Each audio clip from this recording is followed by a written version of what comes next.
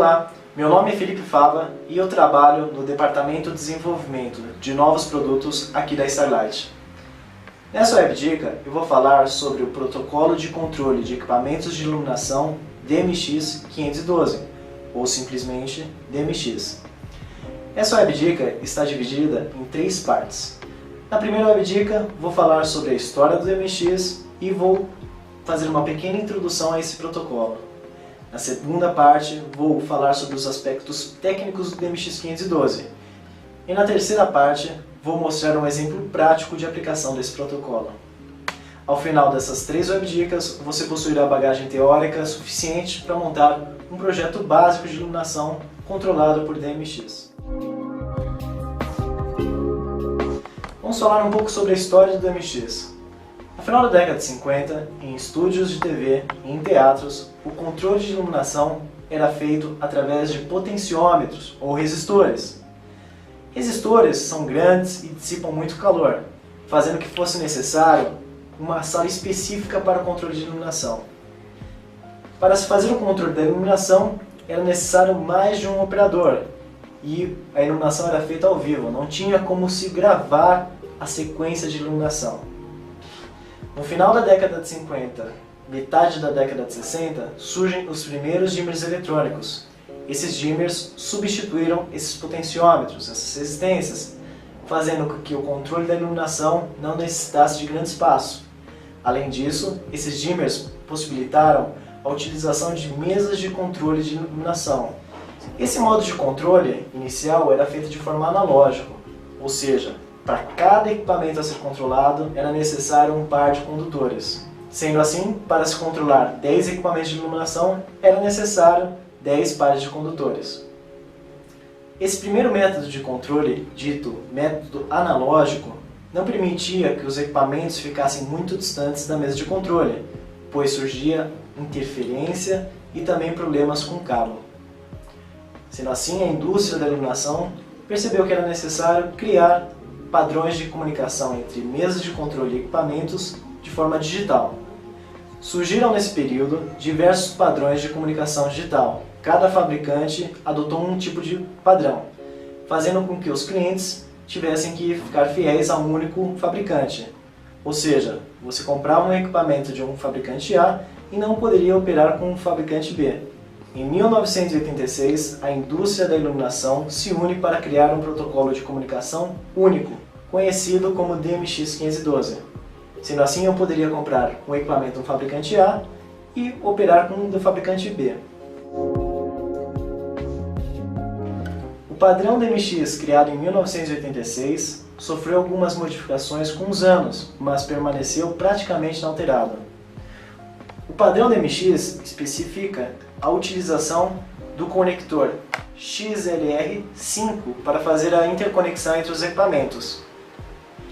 Na prática, os profissionais de iluminação utilizam esse conector, o XLR3.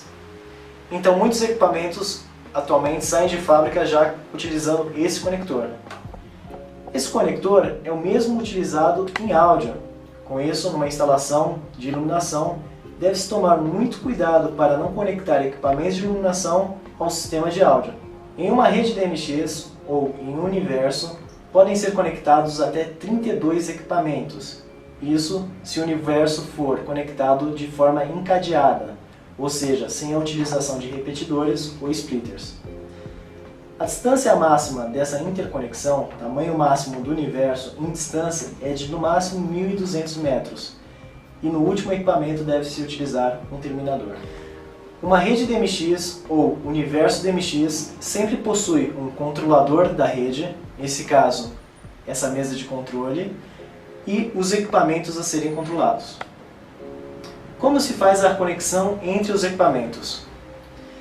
Essa mesa que nós vamos usar aqui possui saída de apenas um universo, ou seja, ela possui apenas uma saída DMX. Mesas mais avançadas possuem mais saídas DMX. A saída DMX possui conector XLR fêmea. Nesse caso, conecta-se essa saída DMX à entrada DMX do equipamento a ser controlado. Equipamento, a entrada DMX dos equipamentos é o XLR macho. Para a conexão de mais equipamentos, conecta-se os equipamentos de forma encadeada. Ou seja, se eu colocasse aqui nesse setup mais um equipamento, o segundo equipamento seria conectado a essa saída. Essa forma de conexão se chama Daisy Chain. A norma DMX512 especifica que o último equipamento do universo deve possuir um terminador de 120 ohms. Nesse caso, como nós temos apenas um equipamento, esse equipamento é o último da rede. Então, na saída dele se conecta um terminador. Essa é a nossa rede básica. Um controlador DMX conectado a um equipamento e terminado com 120 ohms. Um dos conceitos mais importantes em DMX512 é o conceito de canais. Os equipamentos modernos possuem mais do que uma função. Por exemplo, esse spot LED é capaz de controlar 4 cores diferentes. Eu consigo controlar a intensidade de cada cor separadamente. Cada uma dessas funções é controlada através de um canal DMX, ou seja, cada função do equipamento é controlada por um canal. Esse setup está configurado para que o primeiro canal DMX controle a cor vermelha, o segundo o verde, o terceiro o azul e a quarto canal o branco. Os canais são controlados através dessa mesa de controle. Esse primeiro botão deslizante controla o primeiro canal, o segundo canal e assim por diante. Podemos ver aqui, deslizando o botão do primeiro canal, controlamos a luz vermelha.